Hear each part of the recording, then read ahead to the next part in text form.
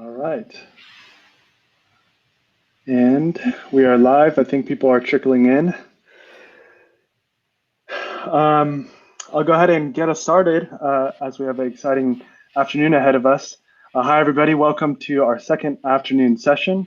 My name is Darren. I'm a graduate student in religious ethics over at Princeton University, and I'm hosting these early afternoon sessions. If you're just joining us, we've been learning and thinking about religious communities, race, and justice with Professor Borja and some previous panelists in the morning. This present session will be a roundtable format, and I'm happy to reintroduce Professor Melissa Borja, who will be moderating this conversation, as well as our two other guests, Reverend Yeon Choimorrow and Dr. Lucas Kwong. Professor Borja is an assistant professor of American culture at University of Michigan, where she is a faculty member in the Asian Pacific Islander American Studies program. Professor Borja's work centers on the United States and the Pacific world, with special attention to how religious beliefs and practices have developed in the context of the modern American state. Dr. Borja is also an avid public scholar. She is a senior advisor to Princeton University's Religion and Forced Migration Initiative and an affiliated researcher with the Stop AAPI Hate Reporting Center. Thank you for being with us here today and hosting this conversation. I'm also pleased to introduce Reverend Yeon Choimorrow and Professor Lucas Kwong. Reverend Choimorrow is the Executive Director of the National Asian Pacific American Women's Forum, which gathers community leaders to address a wide variety of policy issues such as immigrant rights, economic justice, and reproductive and health rights. Before working at the National Asian Pacific American Women's Forum, Reverend Choimorrow was the Director of Organizing at Interfaith Worker Justice, collaborating with community organizations, unions, and faith groups on worker organizing and public policy issues. Reverend Choimorrow is an ordained minister in the Presbyterian Church, and she is also board member of the Hana Center, a Chicago-based organization that builds power with Korean Americans, immigrants, and multiracial communities for just policies that impact immigrant families. She brings to the conversation just a wealth of community organizing experience to share with us today, and I'm excited to introduce her. Professor Lucas Kwong is a writer, musician, and assistant professor of English at New York City College of Technology. Professor Kwong publishes in public venues like Public Goods, Red Letter Christians, and the Institute of Christian Socialism's Bias magazine, and scholarly journals like Victorian Literature and Culture and Journal of Narrative Theory. He is also an assistant editor for New American Notes Online and has recently published on Christian nationalism's relationship to anti-Asian hate and authored the Against Christian Xenophobia project. We're happy to have Professor Kwong here today. Just a reminder, as our panelists are chatting, if you have any questions, please use the Q&A tab, and you can upvote questions that you like, and we'll talk about them in the latter half of the conversation. Professor Borja, I'll go ahead and pass the virtual microphone over to you to get our conversation started. Thank you for joining us today. First of all, it is such a blessing to be able to have this conversation with both of you today. I got up this morning and I thought, oh my goodness, I get to have a conversation with Yeon and Lucas. It's going to be a great day. So I'm so thankful that you're here to share your wisdom. We have about a half hour. I thought we would chat among the three of us, and then for the second half hour, open it up for questions from the audience. And before we talk about all of these big issues, race, religion, justice, organizing, I think it's helpful for people to get a sense of your particular stories. And so I guess my first question is, tell us about how you got involved with justice work. What is the origins of your political consciousness? What inspired you? You can answer that question however you like. And maybe Yeon, you can go first. Sure, thank you. So I am MK, a missionary kid. I grew up in India for the most part, and then came to the United States to go to college. So I attended Wheaton College. I see some of my fellow Wheaton alums here in the space. And so a lot of my formation about how I understand evangelicalism and theology was formed living in a very diverse interfaith setting where Christian culture and identity was not the majority. And so I think when I came to the United States, that was very shocking to me, that Christianity and our theology wasn't really defined as like, it was much more of a mainstream culture versus like it being something we had to live out because, literally I grew up where Christmas was just a regular day. Like, it's just very different, right? And so I think for me, that's what shaped my political consciousness as I came to the United States and realized that being a Christian is actually a privilege. And there was a lot of things about the way we made assumptions about how we move in this country and space that just was like really weird to me. And in fact, like theologically very dissonant to me. And I think, especially, being in context like Wheaton College, which is like, when I went there, it was like 95% white, like, and very, very, very conservative in terms of most people, went to Christian private schools. Like there was, and like I would share stories of like my Muslim friends and they're like, I'm Muslim, it was just like very weird. And then 9/11 happened while I was there, right? And I think that really solidified my need to start speaking up, because I was like, I heard comments like, well, if we just got rid of all the Arabs, like we wouldn't have these problems, like from Christians, right? And I was just like, how are we, saying, we're living out like, our motto is like for Christ and his kingdom, and yet saying these things. And it was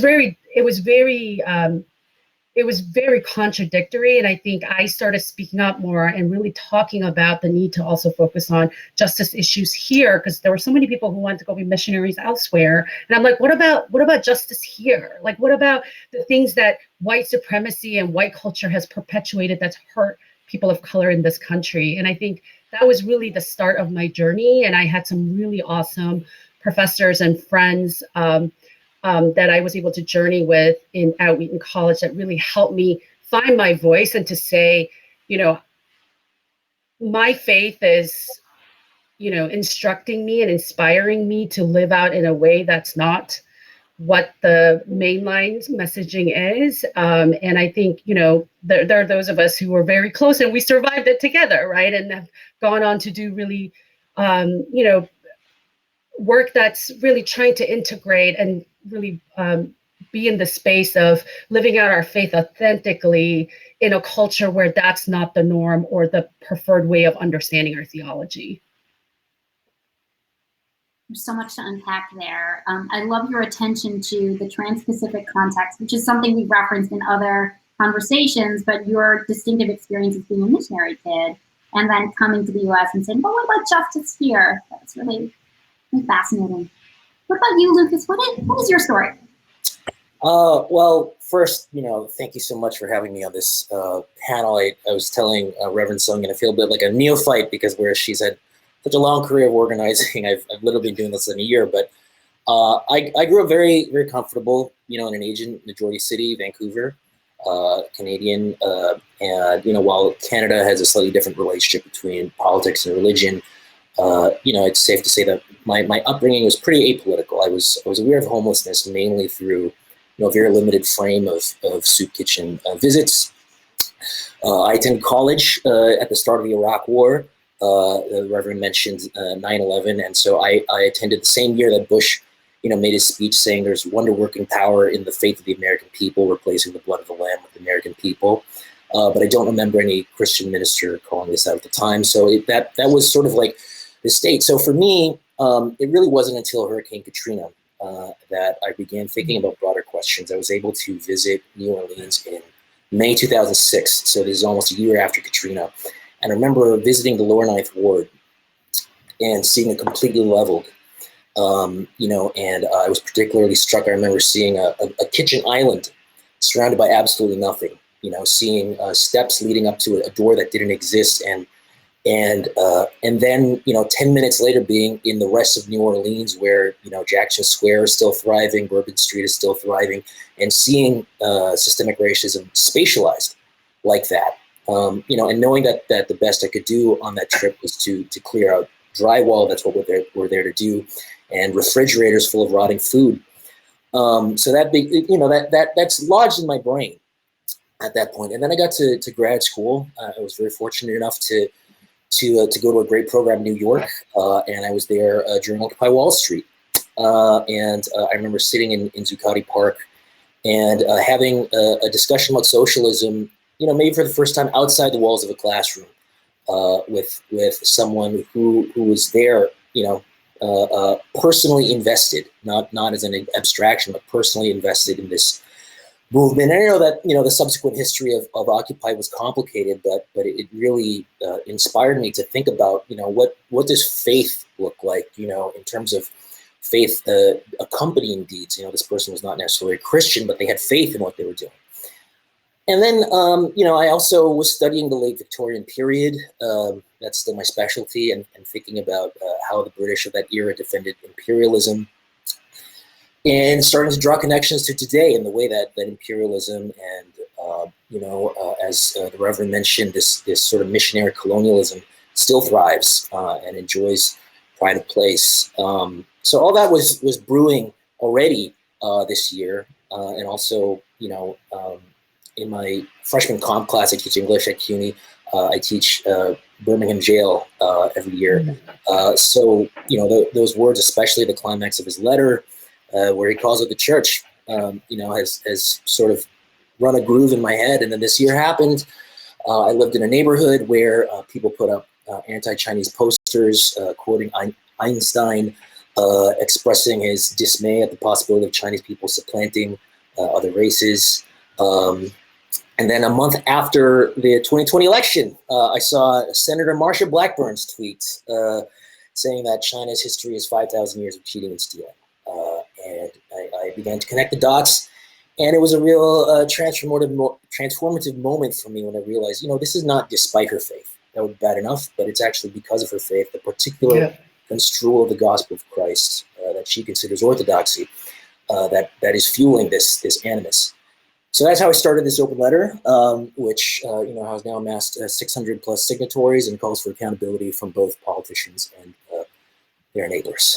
So. That's how I got to where I am now. One thing that I find interesting in both your responses and how you narrated your story is that you were both thinking about responding to big, momentous events that happened during your lifetime. So 9/11, I know that was very impactful in my own life. The beginning of the Iraq War, Katrina, Occupy Wall Street. And so I think one thing that I'm noticing is that you are both attentive to rising to the challenges that the world sets out for you, almost. That's what it sounds like, and very sort of attuned to how the times change, and therefore you need to rise to the challenges presented to you. I guess I'm curious about thinking about the religious dynamics a little bit more, and the faith dynamics that are part of your story. Sung-Yeon, you are a minister's kid, and you talked already about how thinking about living into your faith looks differently in an American context versus in the international context in which you grew up. I wonder if you could talk a little bit more about how faith has sort of shaped your work as an activist today, maybe how it has changed over the scope of your life, doing lots of different work to address injustice in the world. Maybe Lucas, after that, I'll give you a chance to reflect on the same question. Yeah, so growing up as a missionary kid, in India especially, I had very varying experience about what it means to share the gospel or convert people, right? There was my parents became missionaries, they were church planters, right? So they're out there, and that's their work and, their vision, yet it was very contrasting that my parents spent the first 3 years learning Hindi, right? My mom actually speaks better Hindi than English, and actually both my parents, right? Because they were very committed to doing it in a way that was more entering the community versus not to trash white folks, but they would come in and teach people English, right? And so it's partly from that I've observed there is a respectful and dignifying way to do things, even if at this point in my faith journey, I actually don't believe in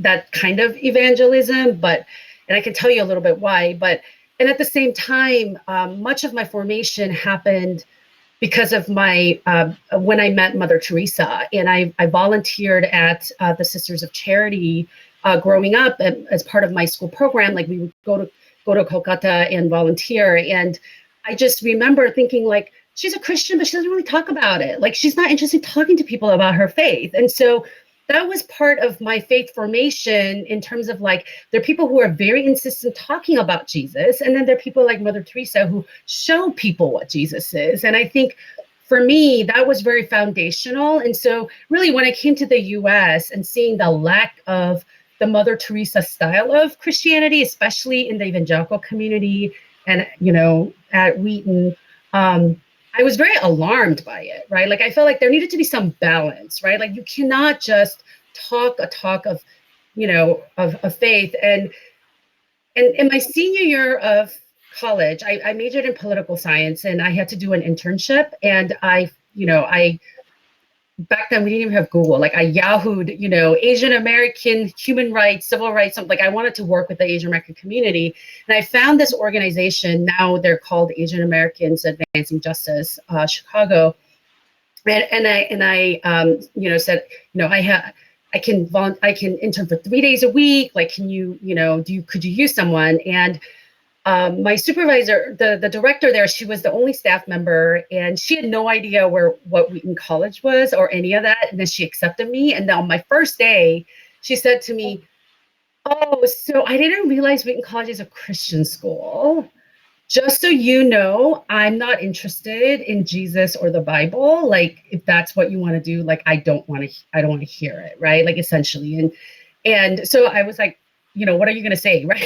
And literally through my course of my time there, I would show up at community meetings and other things and tell people that I was a Wheaton College intern. And people would literally say, "Oh, what are you doing here?" Like they were surprised to see someone from Wheaton College in spaces where they were doing community organizing, racial justice work, and immigrant rights work. Like that was my single most like thing that I remember about my internship that year. And then at some point in my conversation, Tuad, who was my boss, she was a refugee from Vietnam and had been hosted by a Lutheran church in Wisconsin. Actually had a really bad experience, right? Like they wouldn't give them food if they didn't come to church, those type of things, right? And so finally she goes, "Well, you're not like the Christians that I knew growing up. Like, why are you a Christian?" Essentially, she's like, "You don't act like those people, so why are you a Christian?"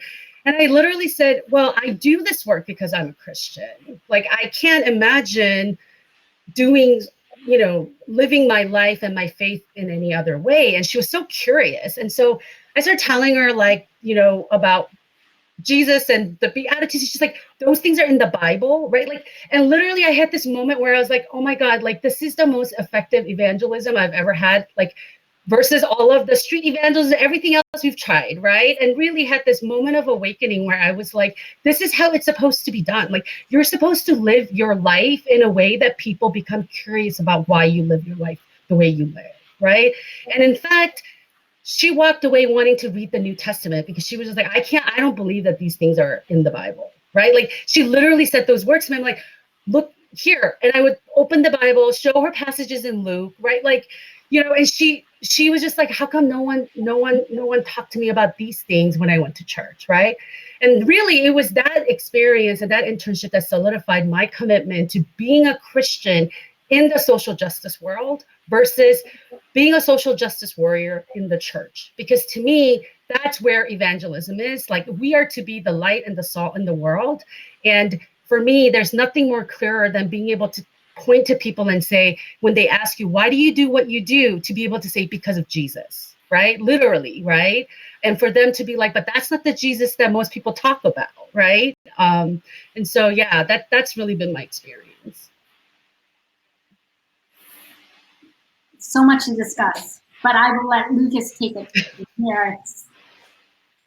Yeah, well, I think the Reverend has touched on kind of a similar themes to me, even though I had a different experience growing up in an Asian majority city. not, with that international context, but, I would say that I think I arrived at a political consciousness more, unfortunately, in spite of my church background, more so than because of it. I think there was very much, when politics surfaced at my church, it is an immigrant church. It was more around issues of allocating resources for different groups that were under the umbrella of this church. You had Tagalog speaking people, Fujian speaking people, Mandarin speaking people, as well as me, who didn't speak any of these languages. And so, politics was more on the level of that, as well as, should we bring drums into the sanctuary or not? And it really hovered at the margins. Part of the context too is that, Vancouver being a place where you can live amongst other people who look like you and come from the same culture. It was really a culture shock to come to America for me and see what racism looks like in America. Not to say there's not racism in Canada, but it's much more veiled. So, what my church did give me was space to be a human being.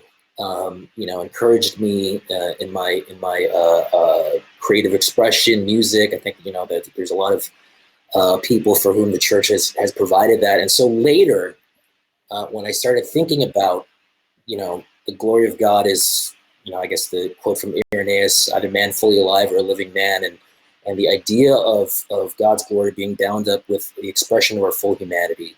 I do think that played a role in thinking about that, but it was not direct. So, I think coming into the late 2000s, beginning to read about Shane Claiborne's work, realizing that there was this burgeoning group of Christians who are committed to social justice was more key for me, and I would say that being a Christian, as well as a student of Victorian Britain, it makes me very aware of the long history of the way that Christianity has been wedded to imperialism and to racism, and I believe that anyone who is hesitant about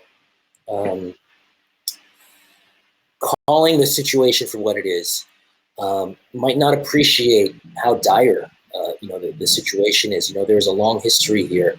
When we see terms like China virus, when we see Tom Cotton tweeting, "God bless our brave doctors and soldiers," combined with using the term China virus, there was a long history of coupling religiosity with fear of the yellow peril. And that goes back to, the late 19th century. So the weight of that history means that, the reputation of Christ, there's a reason that there's been an absolute exodus of people from the church over the past, 5 or 6 decade, really. And I think we have to connect those dots. And so, I was brought to this work both as a basic humanitarian sense of urgency, but also as a Christian who is aware that, people are using my faith to target my ethnicity. So I would say that's how my faith influenced. A couple themes that I have seen in both of your responses is the uses and abuses of Christianity and what damage can be done when people misuse the church. And also, since both of you, come to the United States having, not necessarily grown up fully here, Canada and India, you're, I think, both pointing to ways in which life as an Asian American Christian is so weirder than it. I think that people who are born and raised in the U.S. like myself often appreciate, I think sometimes it takes someone to just remind us who's coming from the outside, actually the way you do things here is pretty odd. The way you understand race, the way you understand religion. And there's a lot of American exceptionalism that I think clouds our thinking about all of these issues. So this is very, very instructive for me personally, and I hope for our audience. Let's talk about the present moment. there are so many crises upon crises right now. What would you say are the most pressing issues facing Asian Americans today? And what would you encourage people to focus their energy on in terms of justice there? Sonia, I'll begin with you. I was like, well, maybe we'll go the other way. I mean, what is not, right? I mean, I think one is like, I have to tell myself every morning when I wake up, right? Take a breather. Like, it is a lot, and we don't have to carry it all, right? Like, I think that's a daily reminder for myself that, like, it is a lot, and I don't have to carry it all. And you know, in this moment, it is so important for us to understand, as you know, Lucas alluded to, the arc of history of what Asian Americans have experienced. It makes me so angry when people start talking like we were experiencing discrimination for the first time because of the virus. I'm like, and you know what? That's fair. Most of us didn't learn Asian American history, right? And so, you know, in the last month, like I've literally taken this, like, you know, bullhorn that I've been given to educate people to say, actually, I'm not surprised at what happened. I'm not surprised that Asian Americans are being scapegoated. This has happened to us before. Remember Vincent Chen, remember Japanese American internment, remember the Chinese exclusion, like, and they're like, no, actually, I don't know those things. Like, literally do not understand our history, right? And, you know, in the case of the Atlanta shooting, it was really the intersection of race and gender, right? And Melissa, you and I have been doing a bit of a media circuit here, really centering that message that NAPOF brings, that it wasn't just because they were Asian Americans who happened to be women, but they were targeted because they were Asian American women. And I have yet to hear Asian American men comfortably say, yes, our sisters are experiencing hypersexualization and fetishization, and using these words to actually name and say, this is also our sin of being part of misogyny, right? So that we need, right? Our brothers need to step up. I mean, the better ones of you are quiet and not saying anything, or texting me privately saying how much you appreciate my voice. The worst ones of you are actually going around saying, how dare you make this about gender? And how dare you compare yourself to comfort women back in the day, right? There is a lot of Asian men who need to go get some Asian men. Like, I'm just gonna leave it there, because it is exhausting, it is traumatizing, and it is really, really painful for us in this moment to be re-traumatized because of misogyny within our community. So that is something I can ask specifically that men do. I think the other thing that we need to remember is that the racial justice reckoning that's happening in this country cannot happen in silos by racial groups. And we need to address anti-Blackness in our community. And this is not to say, let's be so woke and call our aunties and uncles out, because that's not how you do it. Per Melissa's talk, the last session, right? You know, we need to find a way to engage and meet people where they are, but our communities need to start talking about anti-Blackness in our community. We need to have a conversation about how racism and white supremacy impacts all of us. And because when we have our self-interest, then we can really show up as allies. And it's not out of guilt, like, oh, Asians are closer to whiteness and therefore I feel guilty, so maybe I should go support Black Lives Matter. No, that's not why you should do it. You should do it because when Black Lives Matter, literally all lives will matter, right? That, like, your commitment to Black Lives Matter is not out of shame and guilt for your relative privilege, but it is because you truly believe that we will all be free and liberated when Black people are free, right? And so we need to educate ourselves and really understand that our history and racial oppression in this country does not happen in a silo. And so I would say the other pressing thing we need to do is start getting comfortable talking about white supremacy. That is a word that nobody in church likes to use. People are very scared of that word. But we need to start using that word, because that is literally the frame we need to use in talking about what is happening to all of us in the API community and our siblings in the Latinx community and in the Indigenous community and the Black community, right? And so I know that just sounds like a lot of talking, but I feel like we need to shift minds and hearts. We need to use this moment to not just say, how are we going to be safer? I've been very vocal about saying that increasing law enforcement is not the solution to the violence Asian Americans are experiencing. I refuse to believe that my safety is going to come at the expense of Black and brown lives. I refuse to believe that. Right? Our country, our leaders have got to do better. And when we buy into the idea of being the wedge race because it's about me and my safety, then we're playing into the white supremacy's formula, right? And so I think that's the part we need to really unpack and think about as we are in these really tough times, that how are we looking out for all of us in the community, in the various communities of color, and it's not just about me and my family. I confess I have to mute myself when you two talk so that everyone doesn't hear me yell amen over and over again. Thank you for that. And thank you specifically for identifying patriarchy within Asian American faith communities. I think this is an under-addressed issue, and men, you need to get your men. Okay, Lucas. Yeah, well, I could just say amen and leave it at that, because I think, the Reverend just summed up a lot of what I wanted to talk about, especially, when you discuss the internalization of anti-Blackness and of misogyny amongst Asians. It is not insignificant that amongst the Capitol rioters were, at least one person sporting the Korean flag, Filipinos, South Vietnamese.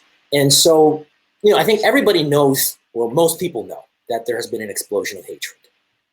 So I won't belabor that point. I think most people who are here might be here because that there is something very real happening. And, whether we can debate how steep the increase has been since the beginning of the pandemic, although there does seem to be, evidence of a market increase.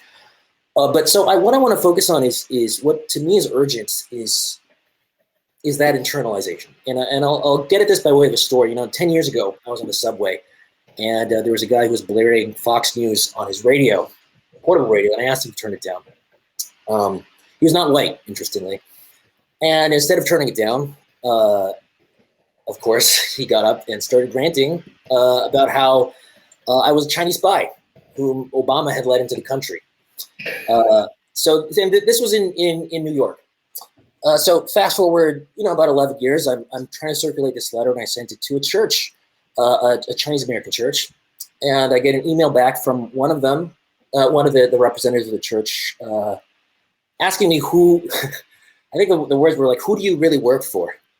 And I was surprised by that question. And then someone else from the church wrote an apologetic email saying, there are people in our church who have bought into conspiracy theories. So I'm connecting the dots here, and it sure sounds like the idea that there are Chinese spies among us, the yellow peril rhetoric. We Chinese ourselves are not immune to that paranoia. And I understand that, being myself of Cantonese descent. But when you look at Mike Pompeo, Gosar, Josh Hawley, Ted Cruz, Crenshaw, Kevin McCarthy, that's just a sliver of the Christian nationalist politicians who, particularly in March 2020, blamed China, incited racism in that month, which was the first explosion and led to a Hmong American family being stabbed in Texas. That was all a deliberate method, right, of distracting from the Trump administration's failures. And to the extent that we give them a pass, or we remain silent, or we follow their lead, even in blaming other people of color, we are essentially doing their dirty work for them. I think this is a real reckoning moment, and it is uncomfortable, and I appreciate and I acknowledge that. But I think when people, another response I've gotten is that I prefer not to cite or highlight their religion. I prefer not to make it about religion. Well, that's not a choice that's available to us, because they have already made it about religion. They are doing this in the name of Christian nationalism, of a yoking of the flag and the cross that we have abided as Asian Americans, many of us who came to this country already as Christians, I think Jerry Park has done work on this about, how predominantly, right, the Hart-Celler Act attracted people who are Christian from their home countries. And with that comes a very strong impetus to buy into the particular brand of white evangelicalism that ultimately gives birth to, what I call sanctified xenophobia. So that to me is what is urgent. And, I think the perpetual foreigner and the model minority stereotype are really two sides of the same coin. They reinforce each other. And we've been caught ping-ponging between the pressures of both of these things. And I think what is urgent is for us to refuse that constant dynamic. Okay, so we've talked about a lot of really heavy things, problems we need to solve. But I want to ask, what gives you hope? So what positive things do you see happening? How do you find resilience? I think you can answer this however you want. What encouragement can you offer fellow Asian American Christians about how to live into their faith meaningfully, especially vis-a-vis issues of injustice? So what would you say? I'll begin with you, Lucas. Okay, yeah. Well, I have been heartened by the people who have signed on. One of the initiatives with Against Christian Xenophobia, you can see at our website, againstchristianxenophobia.com, is a series of direct video messages from signatories and written messages. And there was one particularly moving by Reverend Chris Tay, who talked about his own family's history, being from Indonesia as a Chinese family, and hearing him make those connections between Indonesia's own complicated history of anti-Chinese animus and what's happening in America, and hear him draw on his own experiences in ministry, reminded me, that as much as disillusioned as I've been, with the church, that there is still a remnant. There are still people who are trying to live out the gospel. And on that note, I think my hope does ultimately, tattered though my faith has been, through the era of ascendant Christian nationalism, I go back to the meaning of evangelical, evangelion. The Reverend talked about that, and the meaning of when Luke, when the angels announce peace on earth, that the earth, the word for earth, is the entire physical realm. And that contrasts with in Luke 2:1, where Augustus sends out a census of the world. The word is oikumene, the Roman world. So the gospel of peace is a gospel that is beyond the borders of my empire or your empire. It is about the entire physical realm. And it really speaks a word to me, particularly as a Chinese American who's aware of just this constant quest for supremacy between China and America. That the good news is that empires all have an expiration date, and that is the good news. And to me, that is what it means to preach the gospel, to be an announcer of the evangelion, is not just this private moral scorecard about me, myself, and Jesus. Right? It is profoundly confrontational. And there's joy in that, and there's liberation in that. So it's not just all about anger, and I wish that's what people would understand. So, I invite people to join us. The water's warm, mostly because of climate change, but it is the opportunity is very welcome, and I hope that you'll consider joining us. Thank you for that, Lucas. What about you, Sonia? Yeah. It's been a really intense year, but especially this last month following the Atlanta shooting, right? And then many of you who are Asian American women on this call, why, right? I don't have to explain, but for the men, just in case you missed the memo, as B.D. Wong said, I thought I was a feminist and I had no idea. I mean, our stories are coming to light in a way that has never had the opportunity, right? At NAPOF, our tagline is be heard, be seen, and be fierce. And we've been trying to be heard and seen for the last 25 years. And finally, people are paying attention, be it at the, at the aftermath of a really tragic massacre.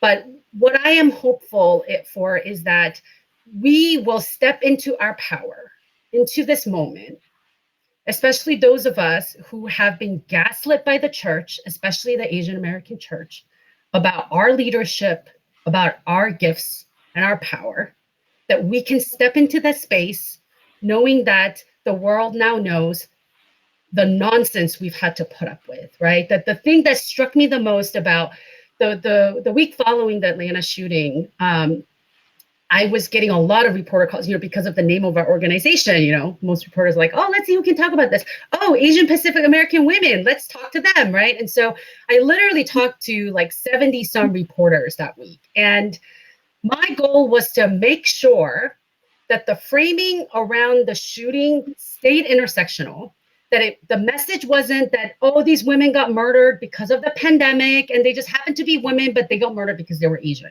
right? I was starting to hear that and it made me very nervous. And so I got out there and really told the story of how Asian American women have been hypersexualized, have been experiencing racialized misogyny in this country since the beginning of time, right? That means 1875, before the Chinese Exclusion Act, Asian American women were excluded before all of us were excluded, right? And to be able to tell this story, and the thing that really struck me was so many people were like, I had no idea that this is your experience. Like they had no idea that I get sexually harassed because I am Korean. They had no idea. People literally had no idea, right? And so, especially for you Asian American men in this community, some of you may have never known that either. As B.D. Wong admitted, he also didn't know, right? You need to speak up and stop participating in misogynistic behavior and thinking in our communities. I mean, the number of times I have sat around the table as a reverend with other Korean male pastors or Asian male pastors, and the sexist jokes and comments they think is appropriate to say has, like, I can't even name, right? So let's really take this moment to take some stock of our own culture and communities and what we brought. And what I want to say to the women in this room is that step into your power. Don't let people shame you for what is rightfully ours to say. People have been trying to shame me, telling me that we shouldn't talk about sex, we shouldn't talk about sex work, we shouldn't talk about the fact that we're hypersexualized. Why not? Why can't I use those words as a Christian, right? To shame us into the darkness, because that's what we're told we're supposed to do, right? So for me, it's really, as women, let's embrace the moment and step out into that, right? And I'm so heartened by the community that has surrounded me. I've literally gotten emails from random people from Oklahoma who said, I was listening to NPR and I heard you on the radio talking about your experience, and I had to stop because I felt like somebody was finally seeing me. People were hearing my story. And, there was just so much of the outpouring of I read your piece in New York Times and I feel validated. And so many of us are coming out of the woodworks. There's so many other amazing people who've written, and Melissa, you too, getting on TV and speaking on these things. And I think, we need to, I am just so glad that we're finding our community and finding our voice.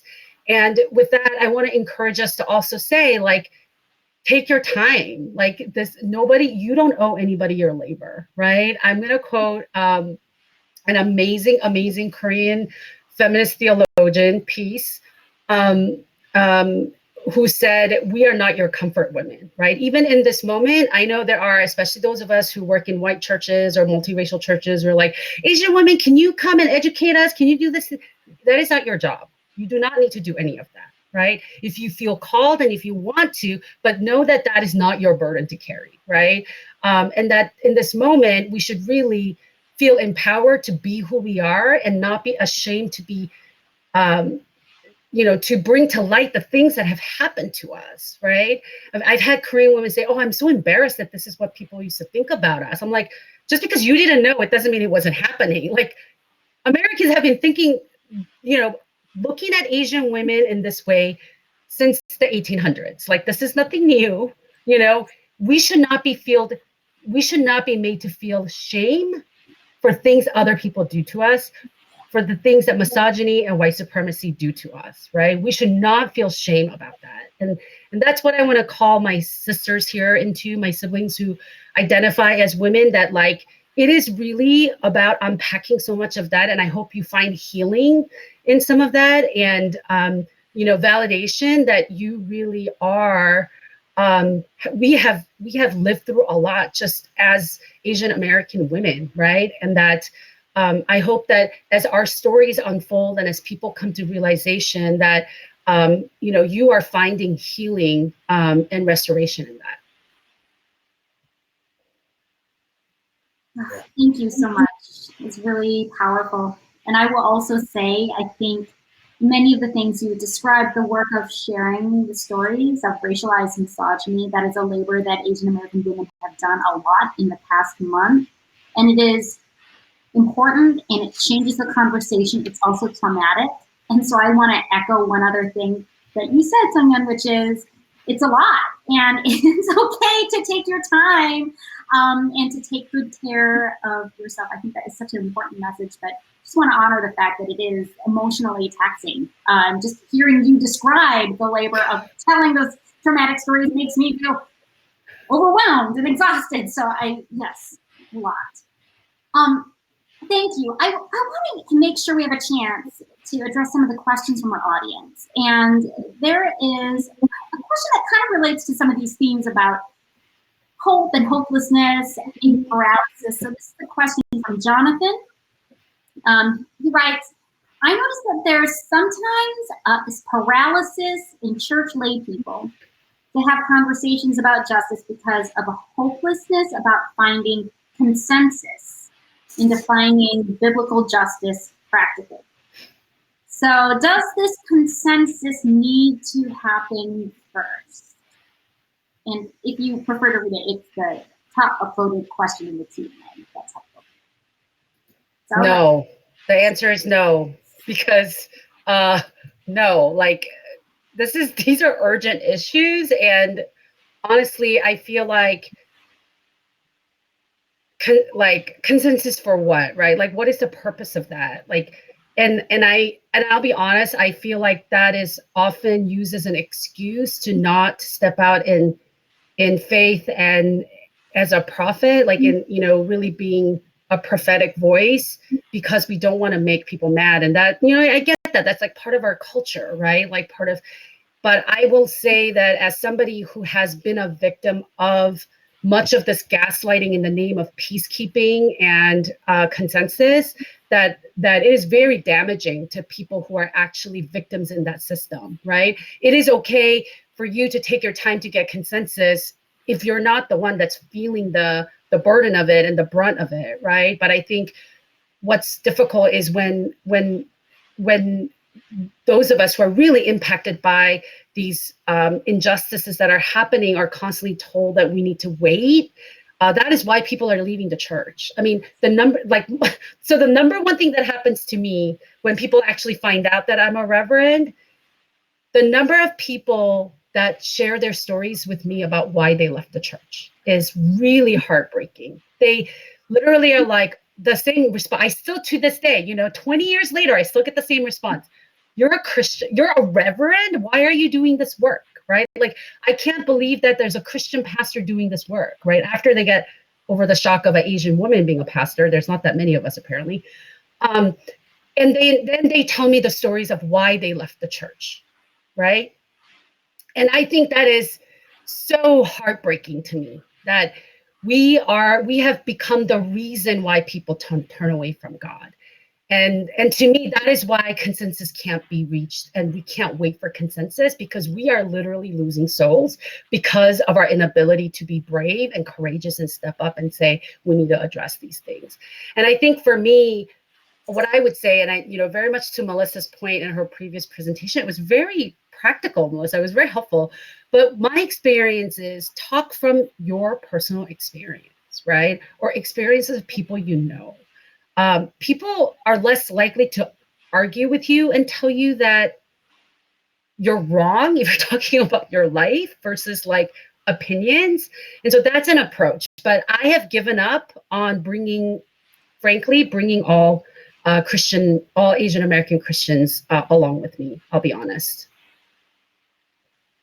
Yeah, I mean, again, I can just sign off on everything that the Reverend said, and simply add, I think Christians also have to stop thinking about this narrowly in terms of finding consensus within the church and start reaching beyond these, frankly, many times artificial and arbitrary boundaries of who is a Christian, who is not, who is inside, who is not outside. Dietrich Bonhoeffer spoke about religion was Christianity toward the end of his life, the idea of being in the world, and in a very provocative turn of phrase, living as if God does not exist. And that didn't mean he became an atheist, but it meant that he was radical about partnering with people outside the church because, as the Reverend pointed out, when you see how deeply entrenched misogyny and racism, internalized anti-Blackness, classism as well, how deeply entrenched they are. Meanwhile, the world around us is literally falling apart because we are failing in our duty to be salt and light.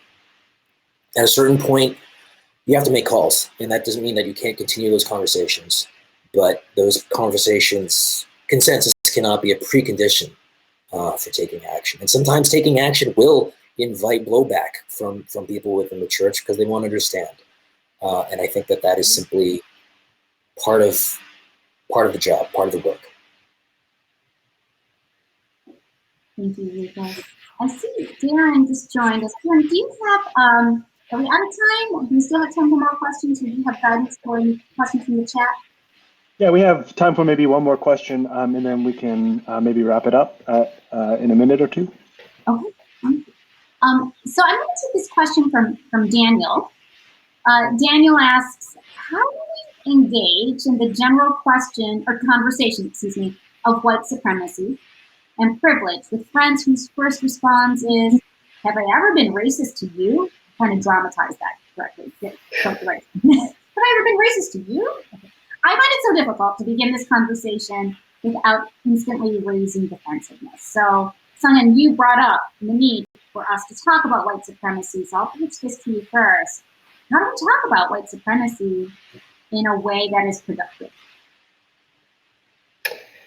Yeah, so I am not so interested in getting the people that are really defensive and not, I think you need to understand, people aren't going to change their mind until they're ready and open, right? And so you really need to, you cast your view and you're going to get all sorts of responses, and you have to be selective about who you're going to respond to and how, and frankly, I don't think you don't, not everything is a nail because you have a hammer. You have to use different tools.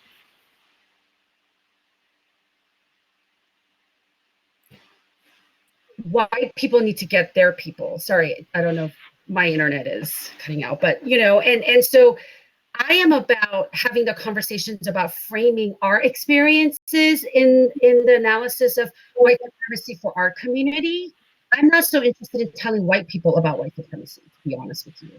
We need to have white people get their people. As I'm telling men here, right? I'm not going to engage those misogynistic men who are sending me hateful emails and messages about how I should be ashamed of what I'm talking about. I don't engage that, right? I'm asking you men to go get them, right? Because there's a level of not being able to talk to each other when you're that defensive and it's that personal, right? And so I often tell white folks, I'm the best thing you could do is go home to Iowa for Thanksgiving and talk to your crazy racist uncle. We don't need you here in my neighborhood. We got us. You go get your people, right? Really? Because truly, those Iowans aren't going to listen to me. They're going to listen to their nephew or their niece more than they're going to listen to me. And so I think it's really important to be discerning about who you engage and how. Yeah. We can- I'll just say really quickly again, like I totally affirm all of that, and that there has to be this prioritizing who we talk to. Just two really quick things. I think one question that this question itself raises is, what do we mean by racist? Do we simply mean using a racial slur? Do we mean quoting Full Metal Jacket, or do we mean that part of your brain that when you hear that Dante Wright was murdered or Micaiah was murdered, that part of your brain that thinks, well, what did they really do? Which is the product of decades of propaganda, for example. Or when we think about racism in terms of, again, who gets housing and who does not. Racism is not just a personal animus. It is what we choose to materially sustain and support, and what we choose to not materially sustain and support. But then the other point is, and this goes to Reverend Sungyeon's point, is, I think it's important to ask ourselves and even question, why do we feel the need to have this conversation with this person? And it might be because of a genuine desire to see them grow and develop as a human being. But, I think this is where the language of soul saving actually is important. The word for soul just means psyche. My own soul needs saving too. And if I'm constantly mired in trying to describe my own humanity to people and describe what racism is, it's not good for my soul, honestly, I've had some friendships badly frayed because of this, but I had to accept that, because it wasn't good for my soul to continue to be in that relationship. So I think just those two things I would encourage this person to think about in their interactions. Wow, what an amazing conversation. Thanks so much, folks. You can smash that reaction like button. I know I got chills. This was just straight fire. Thank you so much, panelists, for showing up. We do, in just 1 minute, have another session to run to, but we hope to continue this really important conversation in the coming days. Thank you so much. I'm going to end the session, and people can hop over to the next one. Thank you. Bye. Thank you. Take care.